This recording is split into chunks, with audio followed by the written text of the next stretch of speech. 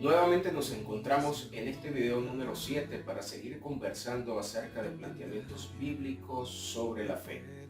Pudimos captar en el video anterior que el Señor nos ha mostrado la fe cumpliendo algunos tiempos, cuando nos hizo saber en Judas verso 3 que la fe fue una vez dada a los santos, y en Gálatas en el capítulo 3 verso 23 nos habló que venida la fe ya no estábamos bajo el ayo de la ley, y que mientras la ley estuvo presente estaban encerrados todos aquellos hasta el tiempo en que esa fe fuera revelada.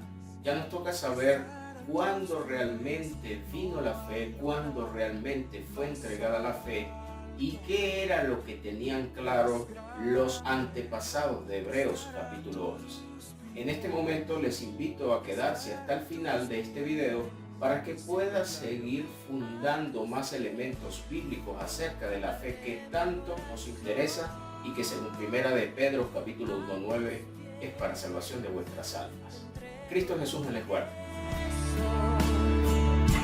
Es el lugar de mi seguridad, donde nadie me puede señalar. En Marcos 4 podemos encontrar una historia muy interesante a partir del verso 35, donde nos cuenta que Jesús calmó la tempestad.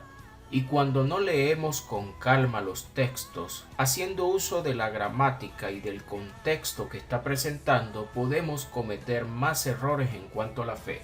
Los versos nos cuentan que cuando llegó la noche Jesús le dijo: pasemos al otro lado.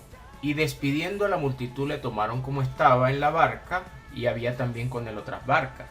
Pero se levantó una gran tempestad de viento y echaba las olas en la barca de tal manera que ya se anegaba. Es decir, estaban por ahogarse. El Señor estaba en popa durmiendo sobre un cabezal. Le despertaron y le dijeron: Maestro, ¿no tienes cuidado que perecemos? Y levantándose reprendió al viento y dijo al mar: Calla, enmudece.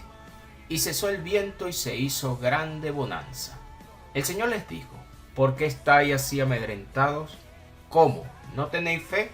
Entonces temieron con gran temor y se decían el uno al otro: ¿quién es este que aún el viento y el mar le obedecen? Si observamos el relato, podemos captar que realmente el temor de ellos comenzó en el mismo momento que el Señor le dijo al mar: calla, enmudece, y al ver que el viento había cesado y se había hecho grande bonanza, es allí donde este grupo de personas temieron con gran temor.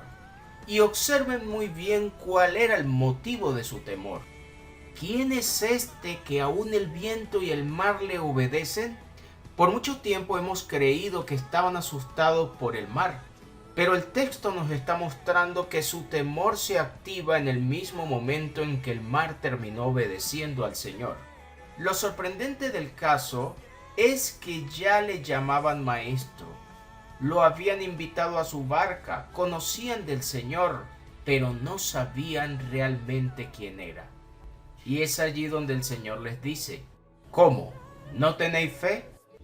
En Mateo capítulo 14, a partir del verso 22, podemos encontrar una historia muy correlacionada con lo que hemos hablado. En ese momento Cristo hizo entrar a sus discípulos en la barca. Luego subió al monte a orar aparte, y cuando la barca estaba en medio del mar azotada por las olas, el Señor se acercó a la cuarta vigilia de la noche andando sobre el mar.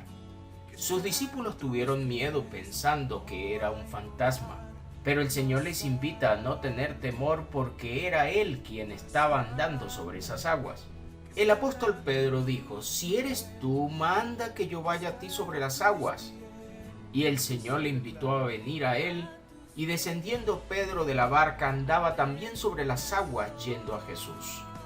Pero al ver el fuerte viento tuvo miedo, y comenzando a hundirse dio voces diciendo: Señor, sálvame. Al momento Jesús extendió su mano, lo tomó y le dijo: hombre de poca fe, ¿por qué dudaste? Muchos hemos creído que esta fe permite a cualquiera caminar sobre el agua, lo cual sería realmente complicado verlo así en nuestros tiempos. Pero lo que sí podemos entender en base a estos textos es que Pedro, mirando al Cristo, ya estaba caminando sobre las aguas, pero lo alcanzó la duda cuando miró a los lados.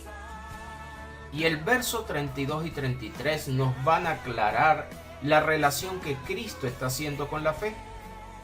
Cuando subieron de la barca se calmó el viento, y observe lo que nos cuenta el verso 33. Entonces los que estaban en la barca vinieron y le adoraron diciendo: verdaderamente eres el Hijo de Dios. Nuevamente encontramos un acontecimiento que nos invita al reconocimiento del Cristo. En el texto anterior de Marcos 4, no sabían quién era, y en ese momento Cristo les dijo: ¿cómo? ¿No tenéis fe? Pero en este instante le están reconociendo como el Hijo de Dios. ¿Pero por qué caminó Pedro sobre el mar? Y noten que no le dijo: ¿cómo no tenéis fe? Sino en este caso le dijo: hombre de poca fe. Es decir que Pedro sí tenía fe, pero en este caso era poca.